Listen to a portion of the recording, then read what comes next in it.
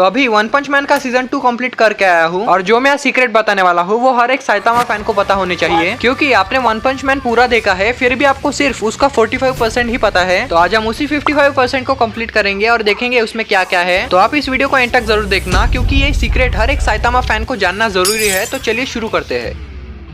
तो पहला पॉइंट जो सीरीज देखते वक्त मेरे दिमाग में घूमता रहा, जो आपने भी सोचा ही होगा कि असल में ये मॉन्स्टर आते कहाँ से है। फिर बाद में रिसर्च करके पता चला कि ये मॉन्स्टर असल में कोई मॉन्स्टर नहीं है, वो भी एक इंसान ही है, बस इंसानियत से थक चुका है। यानी हर मॉन्स्टर सिर्फ विलन नहीं, ह्यूमन इमोशन और फ्लॉस का एक्सट्रीम फॉर्म है, जैसे डीप सी किंग, कार्नेज काबूटो और वैक्सीन मैन। और अगर ध्यान से देखो तो मॉन्स्टर का अपीयरेंस और बिहेव उनकी ह्यूमन फ्लॉस का रिप्रेजेंटेशन है। और इसका मतलब यही है कि सीरीज सप्ली ह्यूमन नेचर और सोसाइटी के डार्क साइड को एक्सप्लोर करता है। और ये कॉमेडी और एक्शन के बीच एक इंटेलेक्चुअल लेयर है। और अगर आपको कुछ भी समझ नहीं आया तो कोई टेंशन वाली बात नहीं है, क्योंकि मुझे खुद भी नहीं समझ में आ रहा मैं क्या बोल रहा हूँ। वैसे जोक सपाट, अगर सच में नहीं आया तो आगे समझ में आ जाएगा। तो चलिए बढ़ते हैं नेक्स्ट पॉइंट की तरफ। तो नेक्स्ट पॉइंट की बात करें जो मेरा पर्सनल फेवरेट है, यानी साइतामा का वन पंच मैन पैटर्न, मतलब पावर वर्सेस मोरालिटी। बहुत लोग सोचते हैं कि साइतामा हमेशा रैंडम या फुल पावर के साथ पंच मारता है, लेकिन मैं आपको बता दूं उसका हर पंच एकदम कैलकुलेटेड होता है। जैसे एग्जांपल से समझे, अगर वीक एनिमी हो तो नॉर्मल पंच, और अगर डेंजरस या डिस्ट्रक्टिव एनिमी हो तो थोड़ा सीरियस पंच, लेकिन थोड़ा ही सीरियस, क्योंकि मैंने जितना देखा है 2 सीजन में साइतामा कभी सीरियस दिखाई नहीं। और अगर साइतामा कभी सीरियस हुआ भी हो तो कमेंट जरूर कर देना, क्योंकि मैंने नहीं देखा। और हाँ, ये डिसीजन पावर लेवल पे नहीं बल्कि कैरेक्टर और इंटेंशन पे बेस्ड होता है। अगर आसान शब्दों में समझाऊं तो वैक्सीन मैन को थोड़ा सीरियस पंच मारा था, क्रोपकैन को नॉर्मल पंच क्योंकि उसका और कॉन्फिडेंस और छोटा थ्रेट था, और एनिमेशन पंच की स्पीड सप्ली इंडिकेट करती है कि साइतामा इंटेंशनली लिमिट मेंटेन कर रहा है। और ये ऑलमोस्ट किसी ने नोटिस नहीं किया। और साइतामा का असली जजमेंट स्ट्रेंथ से नहीं, मोरालिटी से है, जो स्टोरी का एक हिडन फिलोसॉफिकल लेयर है। तो अब बढ़ते अगले पॉइंट की तरफ, जो साइतामा का इमोशनल बर्नआउट दिखाता है। साइतामा का असली स्ट्रगल बोर्डम, एग्जिस्टेंशियल एन्यू है। हर फाइट मीनिंगलेस, हर एपिसोड में वो कैजुअल शॉपिंग, गेमिंग या लेट आता है। और जब वो फाइट के लिए लेट आता है,